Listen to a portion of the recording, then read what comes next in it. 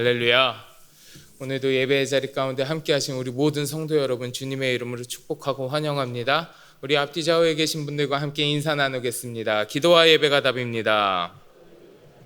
사랑하고 축복합니다. 아멘, 아멘. 지난 2년여의 시간 동안 우리는 코로나라고 하는 한 번도 경험해 보지 못한 그 엄청난 사건 가운데에서 지내왔습니다. 참 힘들고 어려운 시간을 보냈죠. 그리고 그 시간이 지나고 이제는 여러 나라들이, 그리고 우리나라도 위드 코로나를 선포하고 새로운 국면을 맞이하기 시작했습니다. 여러분, 우리나라를 비롯해서 우리가 위드 코로나 이렇게 선포하면서 새로운 국면을 맞이했는데, 이 위드 코로나라는 게 무슨 뜻입니까? 어떤 의미예요? 코로나의 완전한 종식을 의미하는 건 아니잖아요. 완전히 종식되는 게 아니라 이제 그 코로나하고 공존해야 한다는 거예요. 공존해야 한다. 이게 완전히 없어질 것 같지 않으니까 어쩔 수 없이 코로나하고 함께 살면서 같이 가야 한다는 거잖아요. 같이 가면서 그 속에서 이제 우리의 일상을 회복해야 한다. 그렇게 회복해 보겠다고 하는 게 위드 코로나잖아요. 앞으로 우리들의 삶에요, 코로나는 없어지지 않고 함께 갈 수밖에 없는 질병으로 이제 자리 잡았다고 볼 수 있는 거예요. 위드 코로나는 어쩔 수 없이 이 코로나라는 거하고 같이 가는 겁니다. 같이 가는 거예요. 이게 없어지면 제일 좋은 일이지만 없어질 것 같지 않으니까, 이제 종식시키는 건 어려울 것 같으니까 같이 가는 방법을 선택하는 거예요. 그런데요, 여러분, 우리 삶에서 어쩔 수 없이 같이 가는 게 아니라 무슨 수를 써서라도 반드시 같이 가야 하는 것, 내 삶에 반드시 있어야만 하는 게 있습니다. 그게 뭐냐 하면 믿음이에요. 믿음. 그래서 제가 오늘 설교의 제목을 믿음이라고 했어요. 믿음. 코로나는 어쩔 수 없이 같이 가지만 믿음은요, 반드시 내 삶에 같이 가야 되고요, 반드시 있어야만 하는 것이 믿음입니다. 우리들의 삶에 믿음. 자, 우리가 오늘 로마서 10장의 말씀을 봉독했는데, 오늘 본문을 보면요, 바울은 자신의 간절한 바람을 이야기하고 있어요. 자신의 간절한 바람을 이야기하는데, 우리 오늘 본문 로마서 10장 1절 말씀 같이 한번 봉독해 볼까요? 로마서 10장 1절 말씀 한번 같이 봉독해 보겠습니다. 형제들아, 내 마음에 원하는 바와 하나님께 구하는 바는 이스라엘을 위함이니 곧 그들로 구원을 받게 함이라. 아멘. 자, 오늘 본문 말씀보다 앞서 있는 로마서의 말씀을 보면 바울은 유대인들이 하나님의 진노의 그릇이 되어서 깨어질 운명에 처해 있다라고 이야기하고 있습니다. 그래서 그들이 진노의 그릇 가운데 하나님의 심판을 받고 멸망당하지 않도록 그들이 오히려 구원받을 수 있도록 간절한 마음으로 그들을 위해서 지금 기도하고 있는 거예요. 근데 이때 당시에 유대인들하고 바울의 관계가 어땠냐면, 유대인들은 바울을 우리 바울 선생님 막 이렇게 잘 대해주는 그런 관계가 아니었습니다. 유대인들은요, 바울을 박해하고 핍박했어요. 그때 당시에. 그러면 그 박해받는 상황을 한번 생각해 보면, 바울이 유대인들이 구원을 위해서 기도하는 게 아니라 자기를 핍박하는 그 사람들의 패망을 원하거나, 아니면 그들이 하나님의 진노의 그릇이라고 칭함받고 하나님이 그들에게 진노를 바라시는 걸 이렇게 수수방관할 수도 있어요. 지켜보면서 좋아할 수도 있다고요. 쌤통이다 그러면서 지켜보지 않았겠어요? 아니, 보통 사람들이라면 이런 상황에서 대부분 그랬을 거예요. 그런데 바울은요, 애끓는 심정을 가지고 그들의 영혼을 위해서 기도했어요. 그들을 위해서 기도해 준다고요. 자, 바울이 이 이스라엘 백성들을 위해서 기도해 주는데, 근데 이 기도하는 바울의 마음이요, 그래도 저 사람들 불쌍하니까, 멸망당하면 안 되니까 불쌍한 마음을 가지고 하나님 그래도 불쌍한데 구원해 주세요, 이렇게 그냥 불쌍한 마음을 갖고 무작정 기도하는 거, 그런 류의 기도가 아니에요. 바울은 그들을 위해서 애끓는 심정을 가지고 기도하고 있기는 한데 지금 그들이 가지고 있는 문제가 무엇인지, 그들이 무엇이 잘못되었는지 그것을 정확하게 짚으면서 그것에 대해서 이야기하면서 그들을 위하여 기도하고 있는 거예요. 너네 이거 잘못됐으니까 구원의 길로 돌이켜야 돼. 하나님 저들을 불쌍히 여기시고 저 잘못된 것을 돌이켜서 구원 가운데 이룰 수 있도록 하나님 도와주세요. 이렇게 기도하고 있는 거거든요. 그러면 바울이 이 유대인들을 바라보면서 바울이 간파한 유대인의 문제가 무엇이냐? 오늘 말씀 2절에 기록되어 있습니다. 우리 2절 말씀 같이 보실래요? 2절 봉독해 보겠습니다. 내가 증언하노니 그들이 하나님께 열심히 있으나 올바른 지식을 따른 것이 아니니라. 열심은 있으나 올바른 지식을 따른 것이 아니니라. 유대인들이 지금 가지고 있는 문제는 지식 없는 열심을 그들이 발휘하고 있다는 거, 그게 문제라는 거예요. 여러분, 근데 열심히 하는 거 중요하죠? 당연히 뭘 하든 열심히 해야 되지 않아요?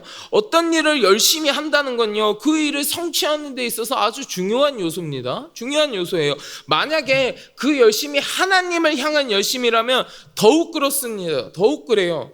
하나님을 향한 열심은 구원까지 이르는데 아주 필수적인 요소 아니겠어요? 그러니까 이런 관점에서 생각해 보면 열심을 가지고 있는 유대인들은요, 사실상 구원에 가장 가까이 있어야 하는 사람들이에요. 열심을 내고 있잖아요. 그러면 그 구원에 가장 가까이 있어야 되는 사람들이란 말이에요. 그런데 그들은요, 구원에서 한없이 멀어지고 있다니까요. 하나님이 진노의 그릇이라고 얘기하는 그런 사람들이 돼버렸다니까요. 그럼 왜 그랬을까요? 도대체 무슨 지식이 없었길래, 어떤 지식이 없었길래 그렇게 열심히 함에도 불구하고 이러한 결과가 저 유대인들 가운데 있었을까? 바울이 3절에서 그 이유를 이야기합니다. 우리 3절 말씀 같이 보실래요? 3절 봉독해 보겠습니다. 하나님의 의를 모르고 자기 의를 세우려고 힘써 하나님의 의에 복종하지 아니하였느니라. 아멘. 이 유대인들은요, 하나님의 의가 무엇인지 몰랐다는 거예요. 중요한 진리를 알지도 못하면서 엉뚱한 것만 추구하면서 열심을 내었는데, 그게 뭐예요? 자기 의를 세우는 거. 자기 의를 세우는 거. 유대인들이 엉뚱한 열심을 내고 있다라는 겁니다. 엉뚱한 열심을요. 그들의 열심이, 그들이 얼마나 열심히 했는지, 그들이 얼마나 뭘 열심히 하면서 믿음 생활을 하려고 했는지 복음서에 보면 많이 기록되어 있거든요. 우리 두 군데만 찾아볼까요? 누가복음 18장 12절이에요. 누가복음 18장 12절 같이 봉독합니다. 나는 일해에 2번씩 금식하고 또 소득의 11조를 드리나이다 하고. 한 군데만 더 찾아보겠습니다. 마태복음 19장 17절부터 20절입니다. 예수께서 이르시되 어찌하여 선한 일을 내게 묻느냐? 선한 이는 오직 한 분이시니라. 내가 생명에 들어가려면 계명들을 지키라. 이르되 어느 계명이오니이까? 예수께서 이르시되 살인하지 말라, 간음하지 말라, 도둑질하지 말라, 거짓 증언하지 말라, 내 부모를 공경하라, 내 이웃을 내 자신과 같이 사랑하라 하신 것이니라. 그 청년이 이르되 이 모든 것을 내가 지키었사온데 아직도 무엇이 부족하니까? 유대인들이 이런 삶을 살았다고요. 금식도 열심히 하고요, 11조도 잘 드리고요, 하나님 말씀하신 그 율법의 계명을 최선을 다해서 지키고요, 그렇게 생활했다고요. 그렇게 열심을 다하면서 신앙생활을 했다고요. 그렇게 열심을 다했지만 너희들이 그렇게 하는 그 열심이 하나님의 의가 아니라 자기의 의를 추구하기 위한 열심이었구나. 하나님의 의가 아니라 자기의 의를 추구하는 거였구나. 그러니까 결과적으로 이들이 열심히 믿음 생활을 한다고 하였지만 그 방향이요, 그 열심히 해 나가는 방향이 완전히 틀렸다는 거예요. 완전히 틀렸다는 거예요. 틀린 방향으로 계속 열심만 내니까 하나님의 의에 불순종하게 되는 결과를 낳고 마는 겁니다. 그 믿음을 지키려고, 그 신앙생활을 열심히 하려고 애쓰면 애쓸수록 하나님과는 다른 방향으로 나아가게 되는 거예요. 그들에게 믿음이 없던 게 아니에요. 믿음이 있었습니다. 열심히 했어요. 근데 그 방향이 틀린 거예요. 그 방향이. 틀린 방향으로 나아가니까 열심히 해도 어떻게 돼요? 진노의 그릇이라는 평가를 받게 되잖아요. 그런 유대인들을 보면서 바울은 하나님께 그들을 구원의 길이라는 옳은 방향으로 다시 되돌이켜 달라고 기도해 주고 있는 거예요. 여러분, 앞전에도 말씀드렸지만 우리의 삶에 믿음이라는 거 너무너무 중요합니다. 우리의 삶 가운데 믿음 반드시 있어야 합니다. 어쩔 수 없이 같이 가는 게 아니라 꼭 같이 가야만 하는 반드시 필요한 게 우리의 삶의 믿음이에요. 그런데 그 믿음의 방향이 올바른지 아니면 삐뚤어져 있는지 우리가 꼭 점검해 봐야 돼요. 내 믿음의 방향이 삐뚤어져 있는데 그걸 점검하지 아니하고 삐뚤어진 방향으로 최선을 다해서 내달리면 아무리 최선을 다한다고 해도 그건 결국에는 엇나가고 말기 때문에 그래요. 아무리 열심히 내달려도 엉뚱한 곳으로 갈 수밖에 없는 거예요. 제가 예전에 몇 번 말씀드린 적이 있는데 제가 정말 자신 있게 잘한다고 나 그거 진짜 잘해요 라고 말할 수 있는 것 중에 하나가 뭐냐 하면 수영이에요. 수영. 물론 그렇게 안 보이는 거 저도 알아요. 근데 제가 수영을 진짜 잘해요. 어렸을 때 선수도 했었어요. 제 특기예요. 자신 있게 잘한다고 이야기할 수 있는 정말 몇 개 안 되는 특기 중에 하나가 수영이에요. 제가 초등학교 다닐 때 저희 학교에는, 제가 다니던 초등학교에는 아주 넓은 야외 수영장이 있는 학교였습니다. 제가 다니던 초등학교 굉장히 큰 학교였거든요. 그래서 아주 넓은 수영장이 있는 학교였는데 여름방학만 되면 거기 가서 막 학교 학생들이 물놀이도 하고 열심히 즐기고 또 거기에서요 가끔씩 수영 대회도 열리고 그랬었어요. 근데 하루는 학교 대표를 뽑는 수영 대회가 있었습니다. 학교 대표를 뽑는 수영 대회예요. 근데 이제 제가 수영을 잘하는 걸 반 친구들이 다 알고 있었어요. 왜냐하면 거기 수영장에서 우리가 같이 놀면서 제가 수영하는 거 이미 다 봤으니까 제가 잘하는 걸 친구들이 잘 알고 있었어요. 그래서 네가 나가라고. 그래서 제가 반 대표로 나가서 이제 학교 대표를 뽑는 수영 대회에 참가했어요. 그런데 그 시합하는 날 제가 아침에 깜빡하고요 물안경을 안 챙겨간 거예요. 근데 제가 눈이 굉장히 나쁘거든요. 눈이 굉장히 나쁜 편이라서 제 물안경은 그냥 물안경이 아니고요 이런 안경처럼 도수가 들어가 있는 물안경이에요. 그걸 껴야지만 제가 보이지 그냥 물안경을 끼면 어차피 안 보이거든요. 물안경을 껴도. 근데 제가 그걸 깜빡하고 안 갖고 온 거예요. 그래서 어쩔 수 없이 친구 거를 빌려서 시합에 나갔습니다. 자, 나가긴 나갔는데 같이 저하고 시합하는 다른 반 친구들이 이렇게 쭉 있는데 걔네들을 이렇게 보니까 왠지 제가 1등 할 것 같은 거예요. 왜냐하면 얘네들이 다른 반 친구들이라도 우리가 거기서 수영하고 놀면서 하는 거 다 봤잖아요. 쟤 어떻게 수영하고 쟤 얼마나 수영 잘하는지 다 봤잖아요. 이렇게 쓱 봤는데 앞만 봐도 내가 1등 할 것 같은 거야. 쟤네들보다 내가 월등하게 빨랐거든요. 그래서 내 1등 할 것 같았어요. 자, 그래서 이제 시합에 딱 기다리고 있다가 시합이 시작했습니다. 선생님이 호루라기에 삑 부셨어요. 그러니까 수영을 막 시작해서 제가 막 힘차게 물살을 가르면서 쏜살같이 치고 나가는 거예요. 저 진짜 잘해요. 보여드릴 수 없어서 너무너무 아쉬운데 저 진짜 잘해요. 그래서 쏜살같이 치고 나갔어요. 그래서 팍 수영해서 갔습니다. 그리고 끝까지 딱 가서 결승선 딱 찍었어요. 몇 등 했게요? 4등 했어요. 4등. 내가 보기에는 분명히 여기 있는 애들 중에 내가 제일 빠른데 4등인 거예요. 왜 그랬을까요? 제가 물안경 안 갖고 갔다 그랬잖아요. 친구 거 썼다 그랬잖아요. 안 보이는 거예요. 제가 분명히 여기서 시작했거든요. 시작했거든요. 근데 시작하면서 조금 틀어졌나 봐. 막 치고 나가는데 이렇게 치고 가야 되는데 이렇게 치고 간 거예요. 그 결승선을 딱 찍었는데 난 여기서 출발했는데 여기 도착해서 올라온 거예요. 이렇게 가니까 4등 했더라고요. 4등. 그래서 학교 대표에서 못 뽑혔어요. 제가 빠르긴 진짜 빨랐거든요. 근데 이상한 대로 엉뚱한 대로 가니까 4등하고 말았어요. 결승점이, 내가 가야 하는 결승점이 아니라 엉뚱한 곳에 가고 말았습니다.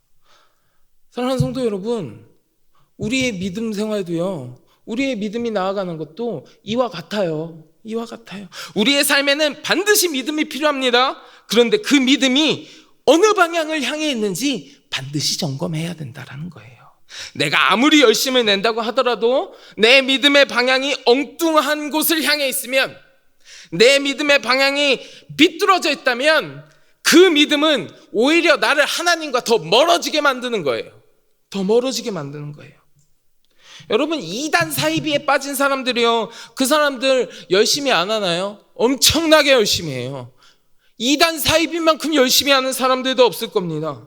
정말 자기의 모든 시간, 재산 다 바칠 만큼 그 사람들 얼마나 믿음이 확고한지 몰라요. 얼마나 열심히 하는데요. 그러니까 그 사람들 열심히 하고 잘 믿으니까 그럼 된 거예요? 아니잖아요. 열심히 잘 믿긴 하는데 그들의 믿음이 엉뚱한 방향을 향해 있으니까 열심히 하면 할수록 이단 사이비로 더 깊게 빠져들어가고 말잖아요. 믿음의 방향이 어느 방향을 향해 있느냐 굉장히 중요한 거예요. 여러분들의 믿음의 방향은 어디를 향해 있으십니까? 혹시 여러분들의 믿음의 방향도 엉뚱한 곳으로 삐뚤어져 있으시지는 않으십니까? 바라기는 이 시간 함께 하시는 우리 모든 성도 여러분, 우리들의 믿음의 방향이 올바른 곳을 바라봄으로, 바른 곳을 바라봄으로 우리 하나님이 기뻐하시고 함께 하시는 그 거룩한 결승선에 온전히 도달할 수 있는 우리 모두가 되기를 주의 이름으로 간절히 축원합니다. 자, 우리의 삶에는 반드시 믿음이 있어야만 한다. 그 믿음의 방향이 올바른 방향이어야 한다는 것을 우리가 함께 나누었습니다. 그러면 올바른 믿음의 방향으로 나아가는 방법은 무엇인가? 내 믿음의 방향이 올바른지 엉뚱한 곳을 향해 있는지 어떻게 점검할 수 있는가라는 질문이 우리한테 생기겠죠. 여러분, 어떻게 해야 내가 나아가는 방향이 제대로 되었는지 확인할 수 있을까요? 어떻게 해야 이걸 확인하고 점검할 수 있을까요? 그건 내가 도착해야 하는 결승점이 어디인지를 정확히 알고 거길 바라보면 됩니다. 내 결승점이 어디인지 내가 정확히 알고 거길 바라보면서 나아가면 내 믿음의 방향도 똑바로 가게 돼 있어요. 근데 내가 결승점이 어딘지 모르고 이상한 결승점을 바라보고 가면 삐뚤어지는 거예요. 내 믿음의 방향이 올바른지 점검하는 방법이요, 내 결승점이 어딘지 정확히 아는 겁니다. 정확히 아는 거예요. 그러면 믿음과 함께하는 우리 삶의 결승점은 어디가 되어야 합니까?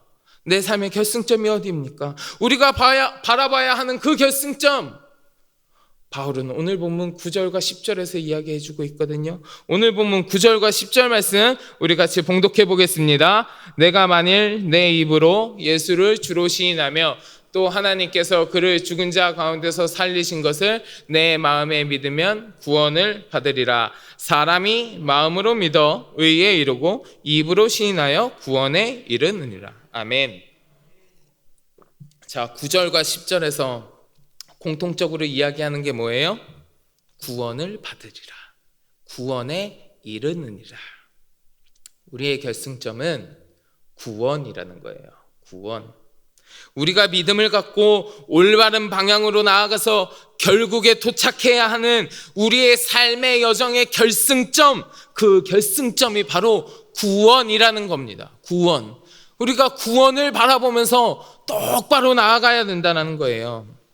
바울은요, 그 결승점이, 우리 삶의 여정의 결승점이 구원이라는 것을 잘 알고 있었기 때문에 아까 봉독한 1절 말씀에서도 뭐라고 했습니까? 이스라엘 백성이 구원을 받게 하기 위하여 하나님께 구한다고 이야기하잖아요. 이스라엘 백성이 불쌍하니까 아니요, 이스라엘 백성이 구원을 받게 하기 위하여. 근데 바울은 여기서 그치지 않고 한 걸음 더 나아가서 그 결승점이 구원인데 그 구원을 향하여 가는 올바른 믿음의 방향으로 가는 법, 구원에 이르는 방법을 같이 얘기해 주고 있습니다. 같이 얘기해요. 여기서 바울은 두 가지를 이야기하는데 첫째는 뭡니까? 예수를 주로 시인한다. 예수를 주로 시인한다는 것. 둘째는요, 하나님께서 그를 죽은 자 가운데서 살리신 것을 마음으로 믿는다예요. 두 가지 이야기했습니다.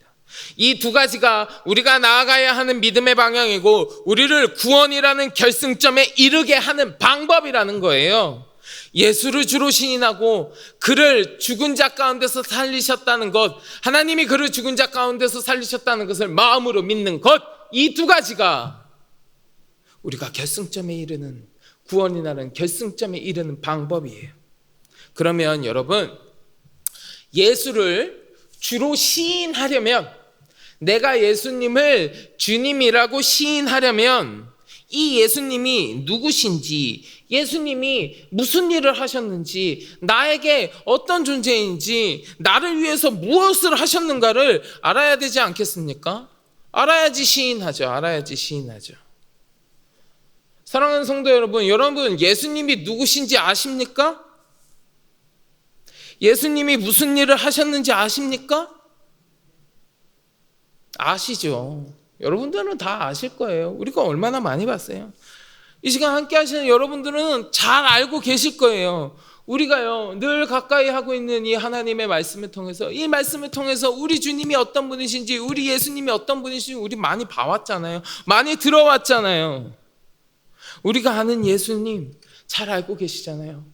그 예수님을 주로 시인하래요. 마음으로 믿으래요. 그러면 여러분, 우리가 아는 예수님에 대해서 입으로 한번 고백해 볼까요? 이 시간 우리 입으로 우리 주님을 한번 시인했으면 좋겠습니다.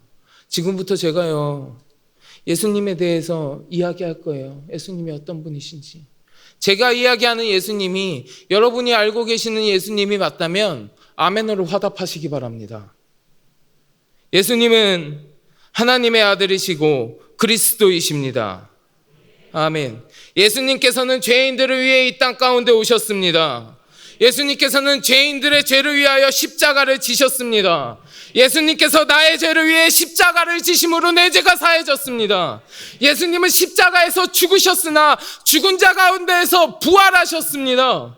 우리 주님은 부활하심으로 세상을 구원하는 구세주가 되셨습니다. 아멘. 여러분, 우리가 이 예수님을 우리의 입으로 시인하면서 하나님께서 예수님을 죽은 자 가운데서 살리신 것을 마음으로 믿는 참된 주님의 백성이 되기를 주의 이름으로 간절히 축원합니다. 이것이 내 삶에 반드시 존재해야 되는 믿음이면서 그 믿음이 나아가야 하는 방향이고 구원이라고 하는 결승점에 이르는 방법이라는 거예요.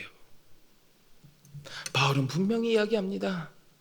자신의 열심을 가지고 내 의를 가지고는 구원에 이를 수 없다는 것을 분명히 이야기합니다. 그러나 그리스도를 주로 시인하고 마음으로 믿으면 하나님께서 그것을 의롭다고 해주시는 거예요. 그리고 그 의가 나를 구원에 이르게 해주는 겁니다. 사랑하는 성도 여러분, 우리의 믿음이 이와 같아야겠습니다.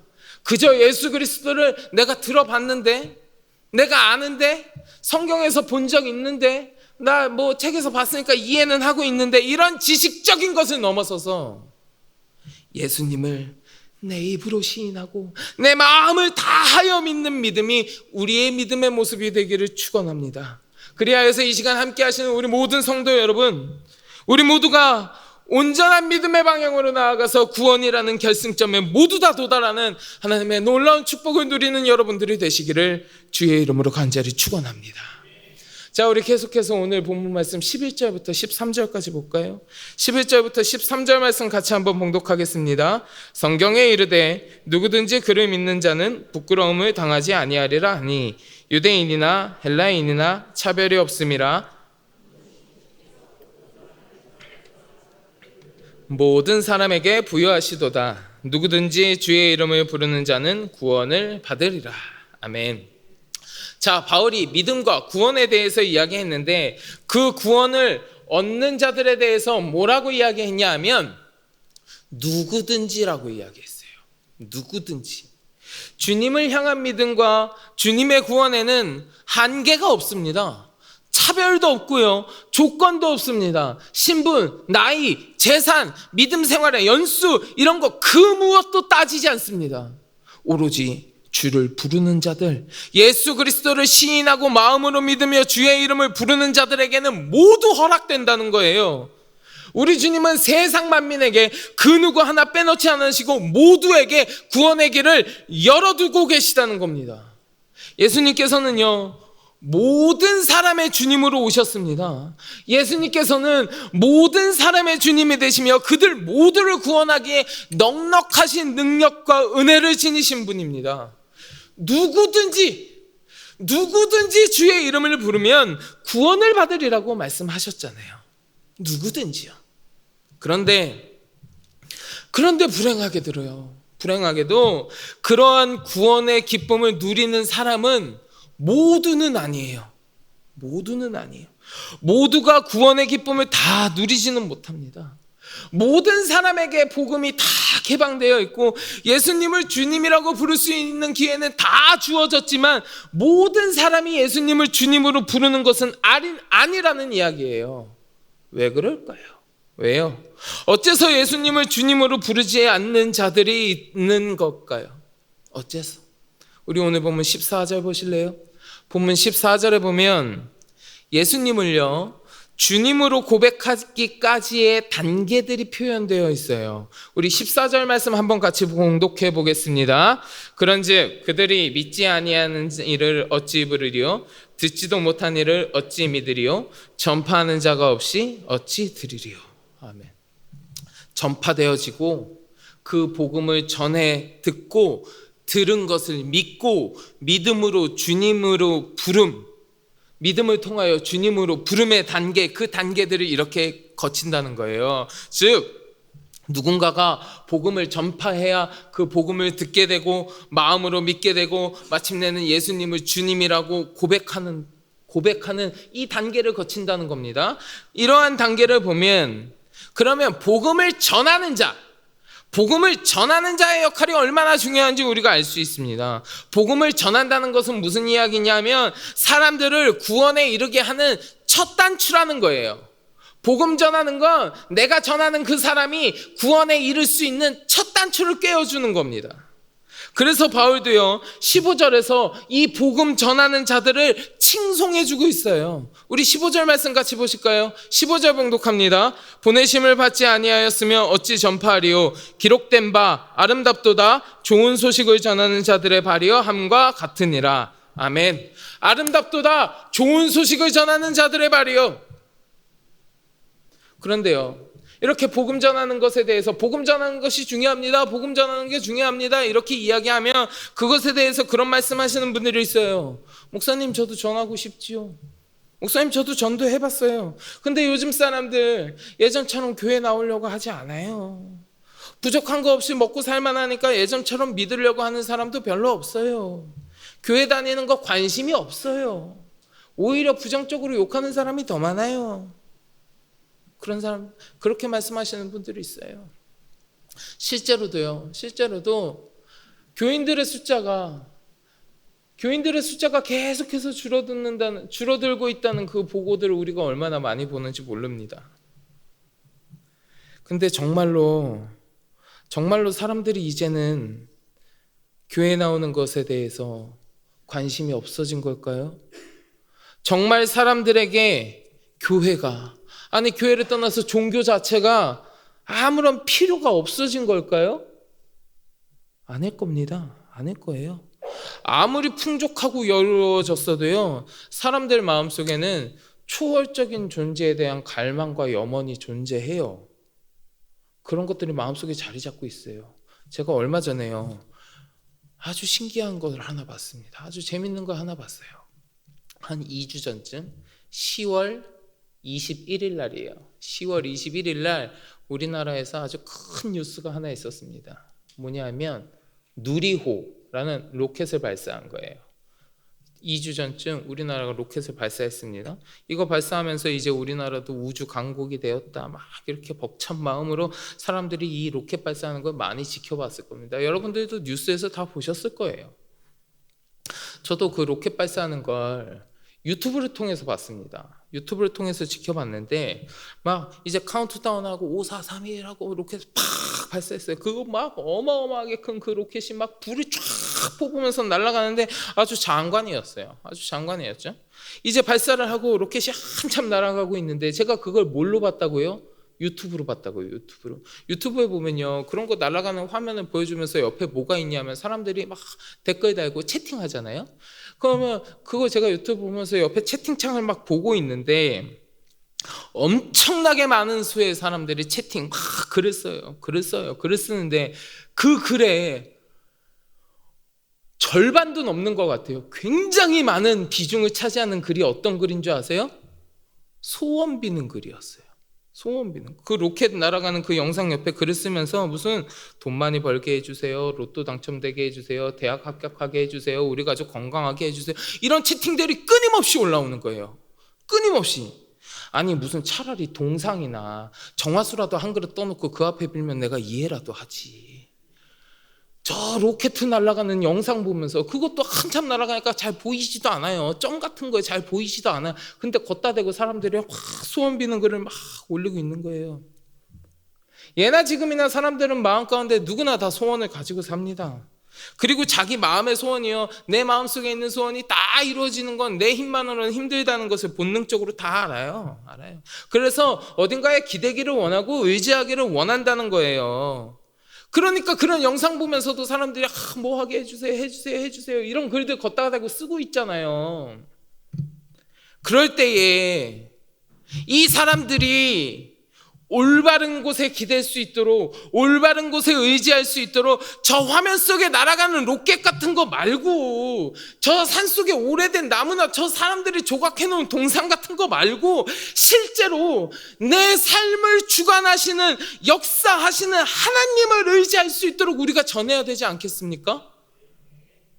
그들이 하나님을 잘 알았다면요, 하나님을 잘 알았다면 그 로켓 같은 거, 우주를 향하여 날아가는 로켓에다 대고 소원을 비는 일은 아마 없었을 겁니다.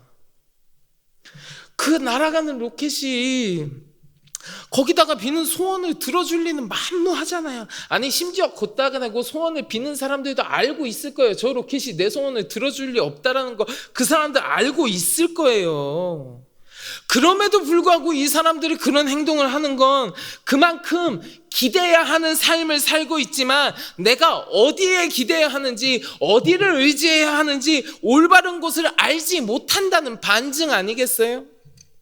그 사람들에게 우리가 예수 그리스도를 전해야 한다는 겁니다. 전해야 한다는 거예요. 그들이 알 수 있도록 전파해야 한다는 거예요. 여러분, 우리나라에 교회가 얼마나 많은지 아세요? 교회 숫자가요, 동네 편의점보다도 많대요. 편의점보다 교회 숫자가 많대요. 그렇게 많은데도요, 우리 주변에 교회가 그렇게 많은데도 우리 주님이 아니라 엉뚱한 방향으로 나아가는 사람이 많다는 건 그만큼 우리 믿는 자들이 복음 전파의 사명을 더 감당해야 한다는 이야기예요. 예수님도 그 제자들을 부르실 때 어떤 사명을 주셨습니까? 마가복음 1장 17절에 기록되어 있는데 우리 같이 봉독해 볼까요? 마가복음 1장 17절입니다. 예수께서 이르시되 나를 따라오라. 아멘. 예수님은 제자들을 부르실 때 사람 낚는 어부의 사명을 맡기셨다고요.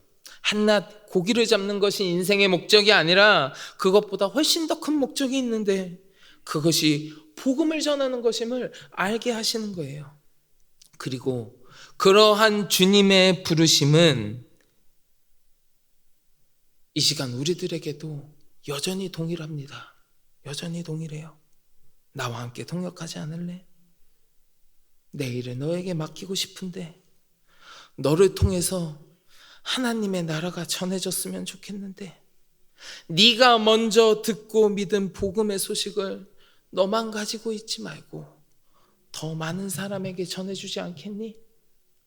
너의 발을 좋은 소식을 전하는 아름다운 발이 되도록 해주지 않겠니? 사랑하는 성도 여러분, 우리들의 발이 좋은 소식을 전하는 아름다운 발이 되기를 간절히 축원합니다. 주께서는 우리의 발을 이런 아름다운 발이 되게 하시기 위하여 우리에게 먼저 좋은 소식, 복음을 알게 하신 거예요.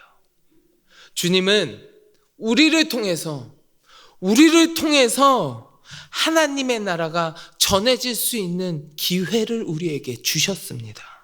바라기는 이 시간 함께 하시는 우리 모든 성도 여러분, 우리 모두가 주께서 우리에게 먼저 들려주신 복음을 세상 가운데 전하는 아름다운 발의 주인공이 다 되시기를 주의 이름으로 간절히 축원합니다.